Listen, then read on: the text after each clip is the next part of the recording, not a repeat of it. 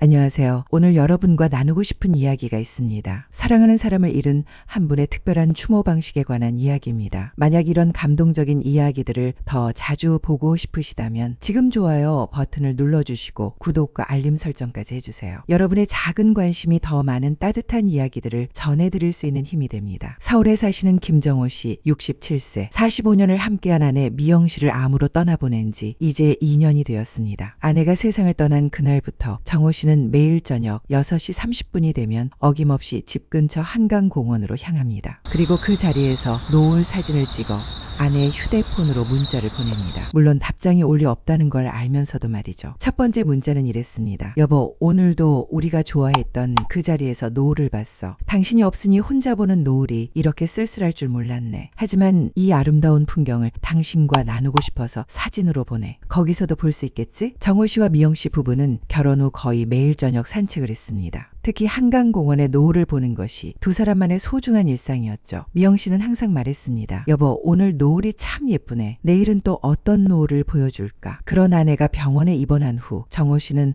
혼자 노을 보러 다녔습니다. 그리고 병실에서 아내에게 그날의 노을 사진을 보여주곤 했죠. 미영 씨는 점점 약해지는 몸으로도 남편이 찍어온 노을 사진을 보며 환하게 웃었습니다. 고마워요, 여보. 덕분에 매일 노을을 볼 수 있어요. 아내가 세상을 떠난 후에도 정호 씨의 발걸음은 매일 한강공원으로 향했습니다. 20번째 문자에는 이런 내용이 있었습니다. 미영아, 오늘은 구름이 많아서 노을이 잘 안 보였어.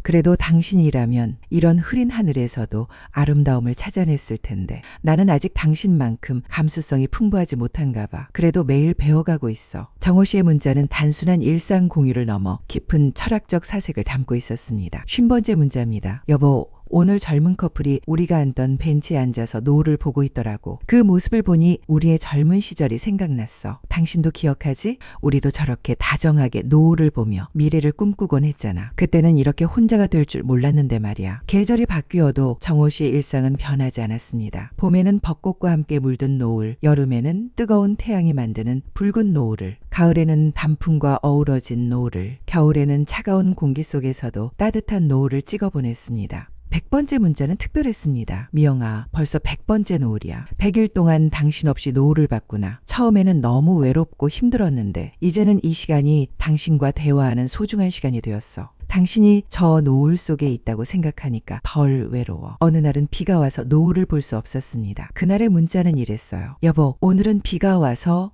노을을 못 봤어. 대신 빗소리를 들으며 당신을 생각했지. 당신이 좋아했던 빗소리 말이야. 비 오는 날이면 항상 빗소리가 이렇게 아름다울 줄 몰랐네 라고 했던 당신 목소리가 들리는 것 같아. 정호 씨의 문자에는 때로 일상의 소소한 이야기들도 담겼습니다. 오늘은 마트에서 당신이 좋아하던 사과를 샀어. 혼자 먹으려니 너무 많더라고. 옆집 할머니한테 나눠드렸어. 당신이라면 그렇게 했을 거잖아. 당신은 항상 혼자 좋은 것보다는 나누는 걸 좋아했으니까. 오늘 병원에서 검진받고 왔어. 다행히 건강하다고 하더라고. 당신이 걱정할까봐 건강관리 열심히 하고 있어. 당신 없는 세상이지만 당신이 보고 싶어하는 건강한 모습으로 살고 있으니까 안심해. 6개월이 지나면서 정호 씨의 문자는 조금씩 변화했습니다. 슬픔보다는 감사함이, 그리움보다는 추억이 더 많이 담기기 시작했죠. 미영아, 오늘 노을이 정말 예뻤어. 당신과 함께 봤다면 얼마나 좋았을까 싶으면서도 동시에 45년 동안 이런 아름다운 순간들을 당신과 함께 나눌 수 있었던 것에 감사해. 모든 사람이 이런 사랑을 경험할 수 있는 건 아니잖아.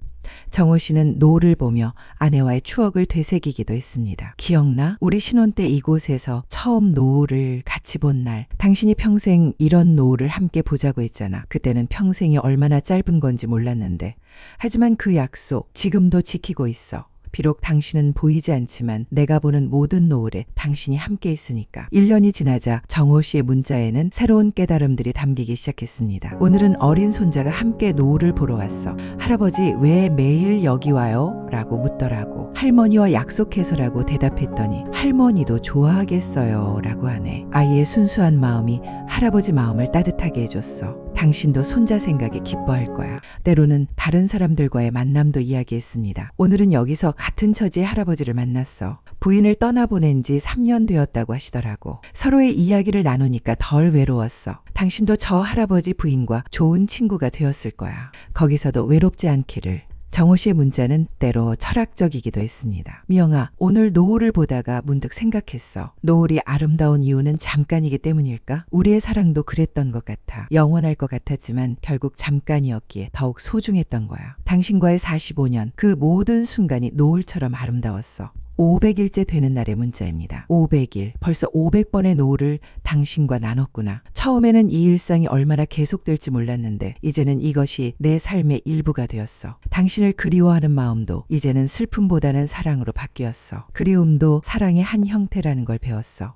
계절이 다시 한 바퀴 돌고 정호 씨의 두 번째 겨울이 왔습니다. 첫눈이 내렸어. 당신이 좋아했던 첫눈 말이야. 첫눈이 내리면 소원이 이루어진다고 항상 말했잖아. 오늘 내 소원은 하나야. 당신이 있는 곳이 따뜻하고 평안하기를, 그리고 내가 이곳에서 당신을 그리워하는 마음이 당신에게 잘 전해지기를. 어느 추운 겨울날의 문자입니다. 오늘은 너무 추워서 노을 보기가 힘들었어. 하지만 당신과의 약속이니까 나왔지. 추운 겨울에도 변함없이 떠오르고 지는 해를 보니까 나도 계절에 관계없이 당신을 사랑한다는 걸 다시 한번 확인하게 돼. 2년째 되는 날 정호 씨의 문자에는 특별한 내용이 담겼습니다. 미영아, 벌써 2년이 지났구나. 730번의 노을을 함께 봤어. 처음에는 당신 없는 세상을 어떻게 살아가야 할지 몰랐는데 이제는 알겠어. 당신이 내게 남겨준 사랑으로 살아가는 거였어. 매일의 노을이 그것을 가르쳐 주었어. 정호 씨는 이제 다른 사람들과도 이 이야기를 나누기 시작했습니다. 오늘은 젊은 부부가 내게 물어보더라고. 어르신 매일 여기서 뭘 하세요? 하고 당신과의 이야기를 해줬더니 감동받아서 자기들도 더 소중하게 지내겠다고 하네. 당신의 사랑이 다른 사람들에게도 전해지고 있어. 어느 봄날의 문자입니다. 벚꽃이 피었어. 당신이 가장 좋아했던 벚꽃 말이야. 꽃잎이 바람에 날리는 모습을 보니까 당신이 생각나. 아름답지만 잠깐인 것들의 소중함을 당신이 가르쳐줬잖아. 이 벚꽃도 우리의 사랑도 모든 아름다운 것들이 그래. 정호 씨의 문자에는 때로 미래에 대한 이야기도 담겼습니다. 언젠가 나도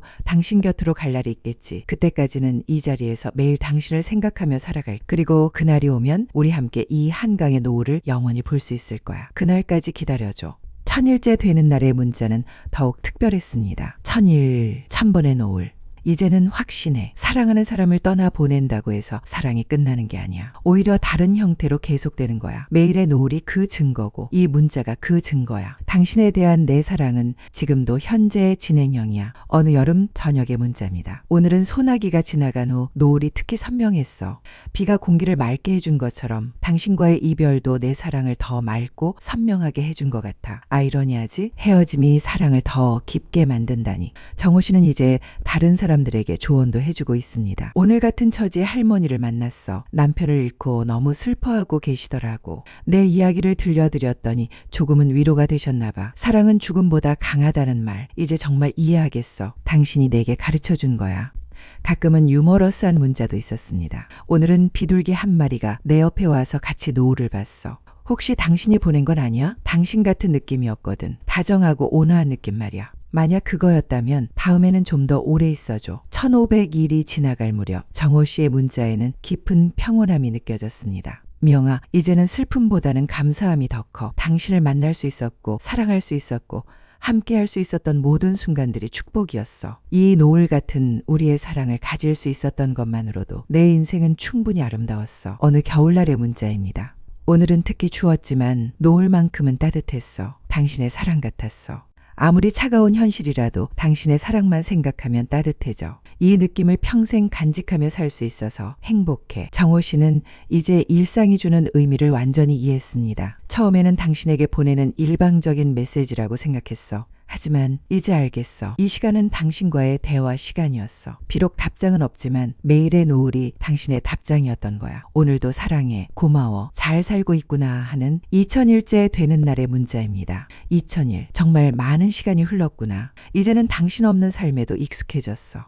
하지만 당신을 사랑하는 마음은 첫날과 똑같아. 아니, 더 깊어졌을 거야. 시간이 사랑을 깊게 만든다는 걸 배웠어. 어느 봄날 정호 씨는 특별한 깨달음을 얻었습니다. 오늘 새싹들이 돋아나는 걸 보면서 생각했어. 끝이라고 생각했던 것들도 다른 형태로 다시 시작되는구나. 우리의 사랑도 그래. 이별로 끝난 게 아니라 새로운 형태로 계속되고 있어. 이 매일의 노을과 문자가 그 증거야. 정호 씨의 이야기가 알려지면서 많은 사람들이 그를 찾아왔습니다. 오늘은 방송국에서도 나왔더라고. 내 이야기가 다른 사람들에게 위로가 된다니 신기해. 당신도 기뻐할 거야. 우리의 사랑이 더 많은 사람들에게 희망을 주고 있으니까. 그러나 정호 씨에게 가장 중요한 것은 여전히 매일의 이 시간이었습니다. 아무리 바쁜 하루라도, 아무리 몸이 아픈 날이라도 이 시간만큼은 포기할 수 없어.